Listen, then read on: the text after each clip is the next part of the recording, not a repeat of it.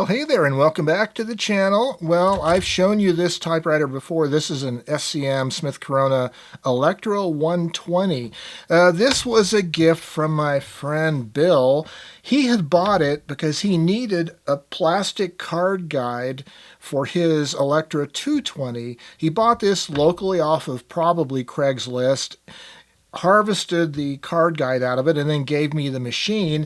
And in the interim time, I did fashion a makeshift plastic card guide from a drinks container. I believe there's a video about that. I'll put a link down below. In the interim period, I've noticed that, well, it doesn't really work perfectly all the time. It depends on where the margins are and how wide the paper is. Sometimes the paper does get caught up on the makeshift card guide, and that's just part of what it means to have something that isn't really factory original. But in the meantime, one of my typewriter buddies from, as we say, back east, came to the rescue. Well, we have ourselves a little package here. This is from my friend Darren Delzer. And Darren gives us a nifty little package here. We have, you need to see this. This is a beautifully handwritten letter. And I just wanted to point out that, yes, even though a lot of us people in the typosphere like writing letters with typewriters, some of us also like writing letters by hand, and Darren has particularly nice handwriting, especially for being a guy. I got to say, most of the ladies out there have better handwriting, but Darren has really great handwriting. Thank you, my friend. I appreciate that. Well, we have ourselves a little box here. Oh, yeah. This must be for Agent 007.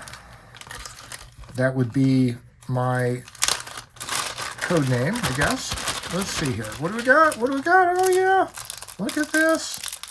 This looks brand new. Now, Darren tells me in his letter that he had bought a 1976 Electra 220 from an online seller who said it was running and tested, but it ended up the motor was shot. So Darren has been parting out this typewriter, and he knew that I was looking for a card guide for my Electra 120, and this looks absolutely pristine. It looks brand spanking new, including the red lines on the card guide. So, hey, let's put this on the machine, shall we? Well, I guess the first thing we should probably do is pull the old platen off. So to make it easier just to do this, flip the little lever, pull the platen off. All right, so now slide the hood there. And so I'm going to take out the original, not the original, but my makeshift card guide. There's a couple screws that you don't want to remove completely, just loosen them. And you will find the makeshift plastic card guides that I had put together. All right, well, Darren has done a great packaging job because this plastic wrap feels like some kind of an original factory. It's even adhesive. Yeah. This feels like an original factory package. It's probably not, but he has the right packaging. These little adhesive bags. Wow.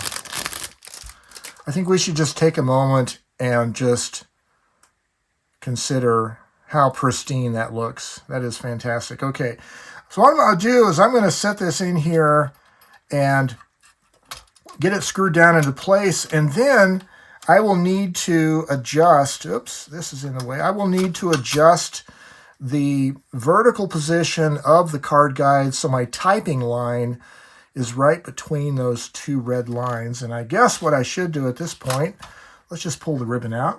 I set the machine to red and lifted the vibrator manually. Okay, that's in place.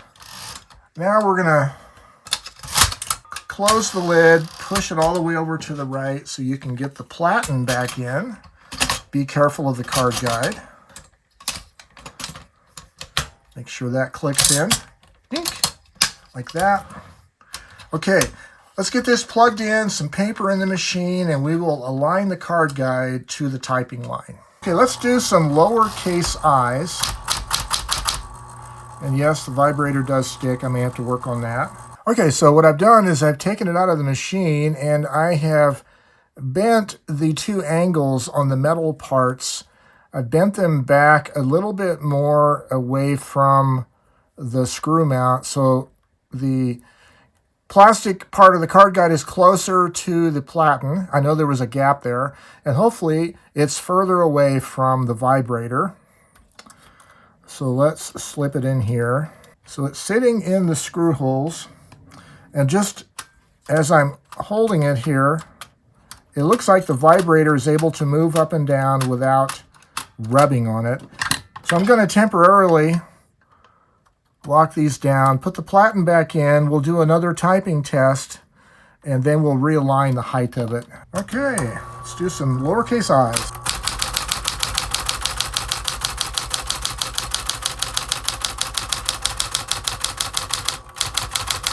Turn the motor off just so you can hear me better.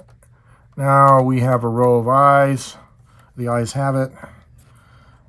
Yes, now we're going to raise it up to match the lowercase letters and also to fit the center of the lowercase I on that left-hand vertical mark.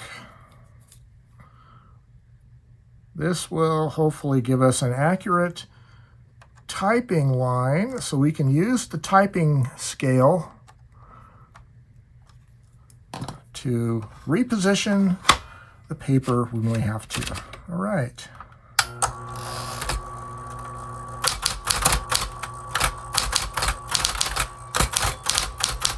All righty.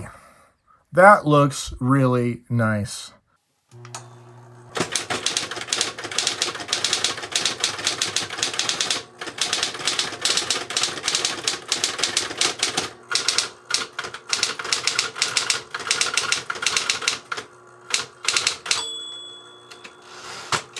The beauty of these machines for their day was they were very fast operating typewriters at a much lower price point than the IBM Selectric, and they had a specific kind of 1960s, 1970s aesthetic beauty all their own.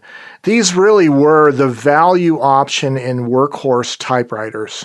Before I close, I wanted to show you a couple things here on the back of this machine. Well, first of all, it came with the original masking tape cover over the rear panel, which I have not attempted to peel off because I think the glue is going to stick, but maybe one of these days I will. And you notice there is a dealer sticker. This is Sales, Service, Rentals, Wyoming Stationers Incorporated, 221 Grand in Laramie, Wyoming. So that's where this typewriter was purchased from. Wow, what a history it's had, huh? Well, I want to thank my friend Darren again for the card guide. These are, hard to come by except from parts machines. And so that is one of the value of parts machines. If you have a machine that's not fixable, there is still value in all those parts, as we know from other industries like the automobile industry, of course. Well, I really love these electric Smith-Coronas from the 1960s and 70s. I think I actually like the electric versions better than the manual versions. I think the Electra series for electrics was really outstanding in that kind of era. I just love the design aesthetic of it. They did a good job, and of course the mechanics are pretty rugged, and they were a value option for smaller businesses who couldn't afford the $1,200 or $1,500 for an IBM Selectric, and sure, you didn't get interchangeable type elements and you didn't get lift-off correction with one of these, but a much smaller footprint and much less expensive, and it would still type really fast. So these were truly the value proposition of their day. I think one of the lessons here in this particular repair scenario, though, is the value of making relationships and friendships in the typosphere.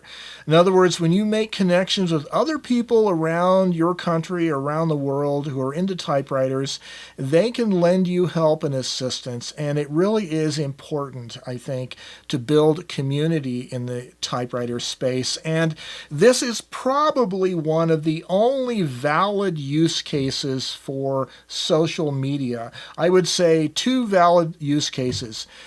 Groups, right? So groups of specific interests like typewriter groups on social media, and being able to connect with other people, and in this case, have them set me up with a part that I needed. Well, thank you, Darren, again. And as always, I wish you the very best in your creative pursuits.